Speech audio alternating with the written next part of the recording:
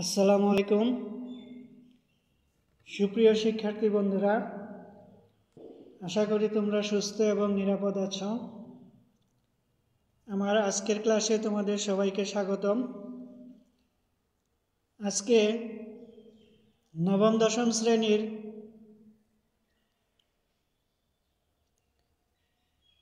একাদশ অধ্যায়ের ফুল নিয়ে আলোচনা করব। আজকের ক্লাস শেষে তোমরা জানতে পারবে, ফুলের সংজ্ঞা বলতে পারবে, ফুলের বিভিন্ন অংশের বর্ণনা করতে পারবে, ফুলের কাজ কী তা বলতে পারবে, ফুলের ও বিভিন্ন অংশের চিহ্নিত চিত্র অঙ্কন করতে পারবে, ফুলের অত্যাবশ্যকীয় অঙ্গ সম্পর্কে জানতে পারবে। ফুল ফুল আমরা সবাই চিনি। আমরা বিভিন্ন শুভেচ্ছা বিনিময়ে ফুল ব্যবহার করে থাকি, শ্রদ্ধাঞ্জলি দিতেও ফুল ব্যবহার করে থাকি, এবং বিভিন্ন ধর্মের উপাসনায় ফুলের ব্যবহার হয়।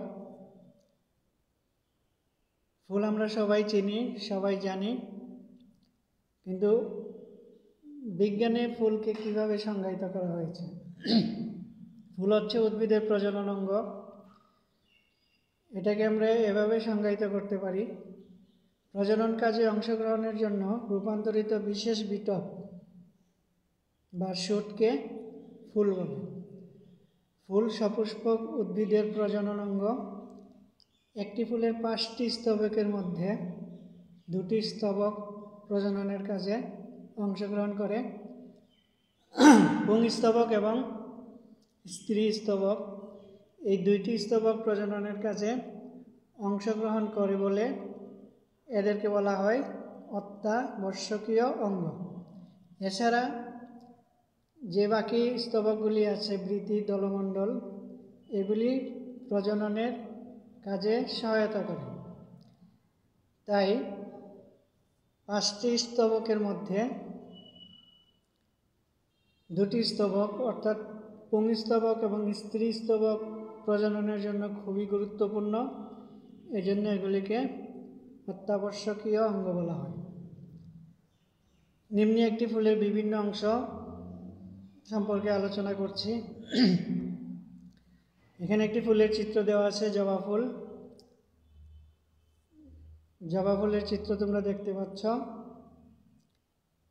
এখানে ফুলের বিভিন্ন অংশ দেওয়া আছে।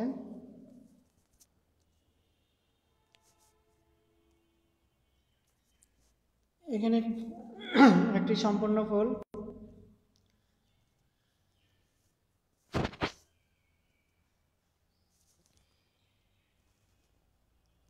এটা হচ্ছে একটা সম্পূর্ণ ফুল।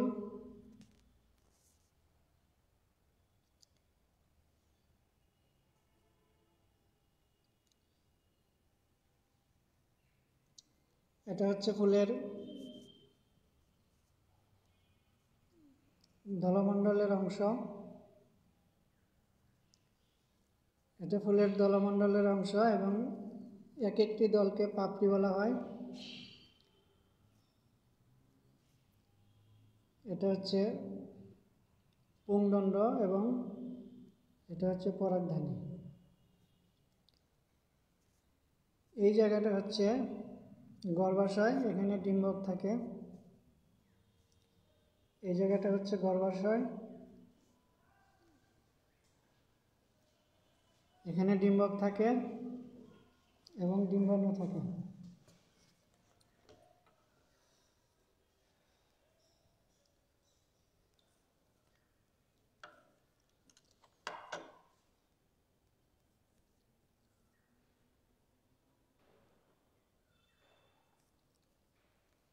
তারপর আমরা চলে যাচ্ছি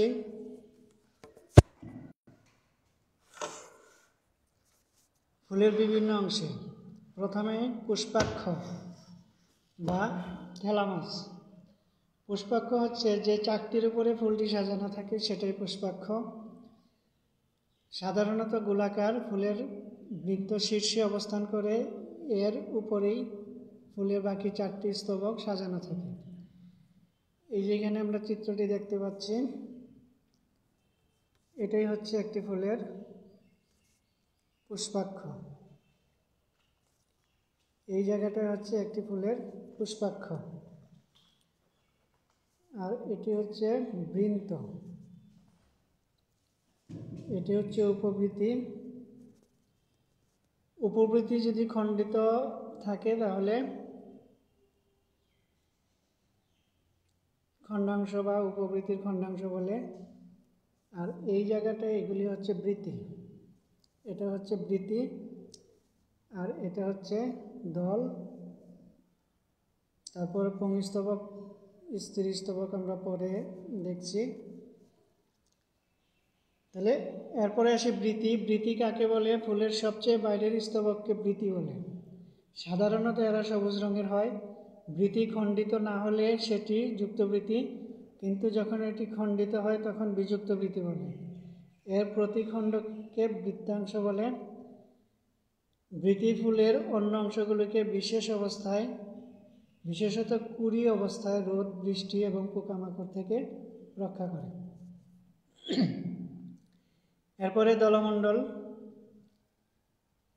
দলমণ্ডল এটি বাইরের দিক থেকে দ্বিতীয় স্তবক, কতগুলো পাপড়ি মিলে, অর্থাৎ এক একটি আলাদা আলাদা দলকে বলা হয় পাপড়ি, আর একত্রে বলা হয় দলমণ্ডল বা দল। কতগুলো পাপড়ি মিলে দলমণ্ডল গঠন করে। এর প্রতিটি অংশকে পাপড়ি বা দলাংশ বলে। পাপড়িগুলো পরস্পর যুক্ত থাকতে পারে, যেমন ধুতরা ফুলে যুক্ত থাকে, এবং পৃথক থাকতে পারে, যেমন জবা ফুলে এটি পৃথক থাকে। এরা বিভিন্ন রঙের হয়। দলমণ্ডল রঙিন হওয়ায় পোকামাকড় ও পশু পাখি আকর্ষণ করে এবং পরাগায়নে সাহায্য করে। এখানে আমরা কতগুলো পাপড়ির ছবি দেখতে পাচ্ছি। এগুলি বিভিন্ন ফুলের পাপড়ি বা দলাংশ, বিভিন্ন ফুলের পাপড়ি। এই যে এটাই হচ্ছে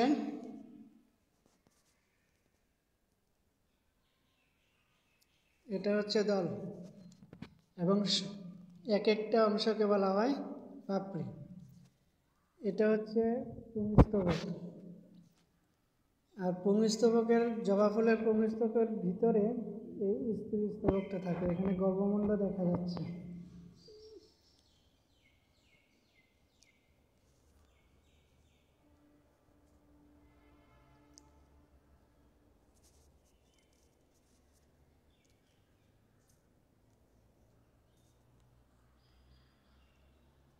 এটি আরেকটি ফুল।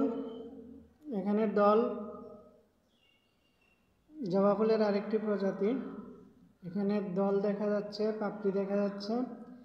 হলুদ রঙের এগুলি হচ্ছে পুংস্তবক, এবং লাল গোল গোল যা দেখা যাচ্ছে সেটা হচ্ছে গর্ভমুণ্ড বা স্ত্রীস্তবকের উপরের অংশ। এরপরে আমরা যাচ্ছি পুংকেশর কাকে বলে। পুংস্তবক বা পুংকেশর এটি ফুলের তৃতীয় স্তবক এবং অত্যাবশ্যকীয় অঙ্গ, কারণ এটি প্রজনন কাজে অংশগ্রহণ করে। এই স্তবকের প্রতিটি অংশকে পুংকেশর বলে। পুংকেশরের দণ্ডের মতো অংশকে পুংদণ্ড বলা হয় বা পরাগদণ্ড বলা হয়, এবং শীর্ষে থলির মতো অংশকে পরাগধানী বা পরাগথলি বলে। পরাগধানী এবং পুংদণ্ড সংযোগকারী অংশকে যোজনী বলে। পরাগধানীর মধ্যে পরাগরেণু উৎপন্ন হয়। পরাগরেণু থেকে পুংজনন কোষ উৎপন্ন হয়, অর্থাৎ পরাগরেণু থেকে পুংজনন কোষ বা গেমিট উৎপন্ন হয়। এরা সরাসরি জনন কাজে অংশগ্রহণ করে। এই জন্যই পুংকেশর ফুলের একটি অত্যাবশ্যকীয় অঙ্গ। এখানে আমরা একটা ফুলের পুংকেশর,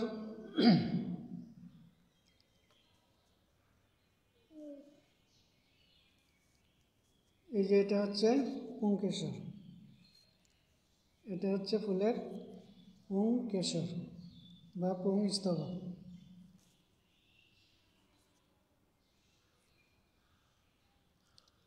এরপরে আমরা চলে যাচ্ছি স্ত্রী স্তবক। স্ত্রী স্তবক বা গর্ভকেশর এটি ফুলের চতুর্থ স্তবক এবং প্রজনন কাজে অংশগ্রহণ করে বলে এটিকে অত্যাবশ্যকীয় অঙ্গ বলা হয়। অত্যাবশ্যকীয় অঙ্গ বলা হয়। এক বা একাধিক গর্ভপত্র একটি স্ত্রী স্তবক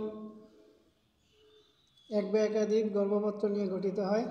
একের অধিক গর্ভপত্র সম্পূর্ণভাবে পরস্পরের সাথে যুক্ত থাকলে তাকে যুক্ত গর্ভপত্রী, আর আলাদা থাকলে তাকে বিযুক্ত গর্ভপত্রী বলে।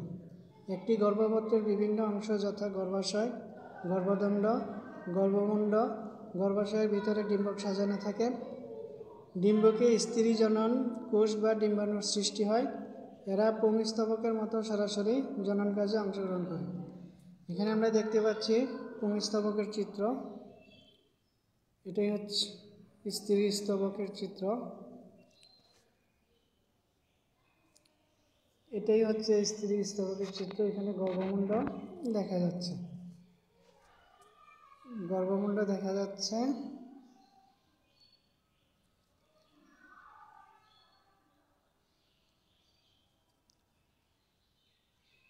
এখানে এটি একটি ফুলের ডিম্বাশয়।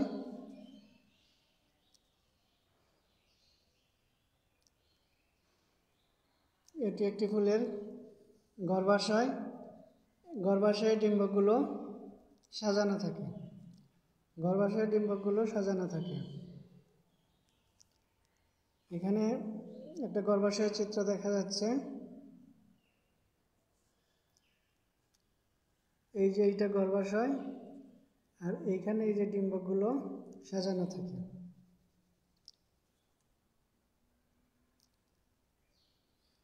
এটা একটা গর্ভাশয়ের চিত্র। এরপরে আমরা একটি ফুলের চিত্র দেখতে পাচ্ছি।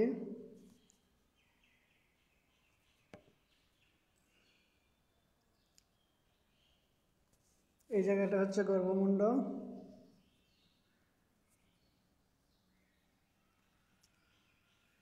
এই জায়গাটা হচ্ছে গর্ভমুণ্ড।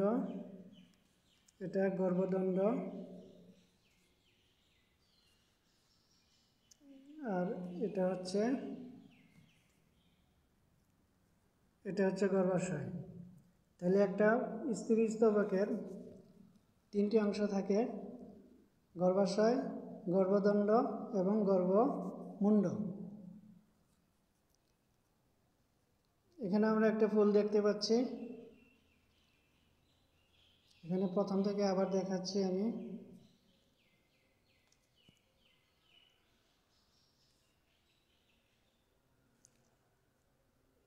এটা হচ্ছে বৃতি,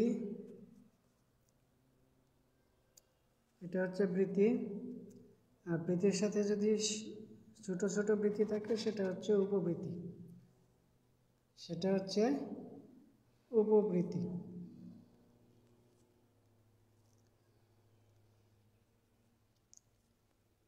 এটা হচ্ছে দল, এবং এক একটি দলকে আলাদাভাবে পাপড়ি বলা হয়। এটা দল, এটা দল। আর এটা হচ্ছে পুংকেশর।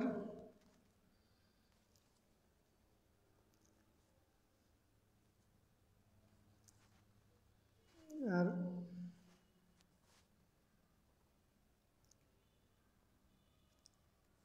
এটা হচ্ছে স্ত্রী স্তবক। স্ত্রী স্তবকের গর্ভমুণ্ড এখানে দেখা যাচ্ছে। এখানে আমরা গর্ভমুণ্ড দেখতে পাচ্ছি।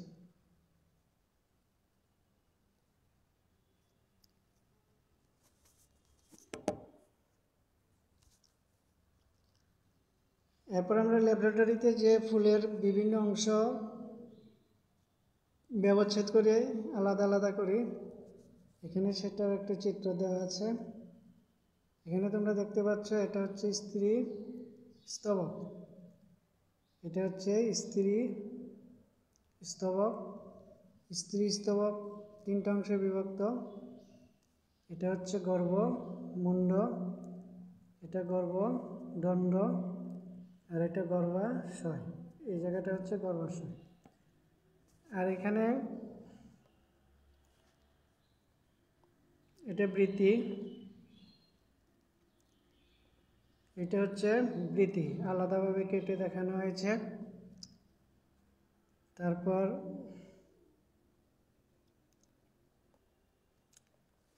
এটা হচ্ছে দল, এটা বৃতি, এটা পুংদণ্ড আর পুংস্তবক, এবং এটা হলো স্ত্রী স্তবক।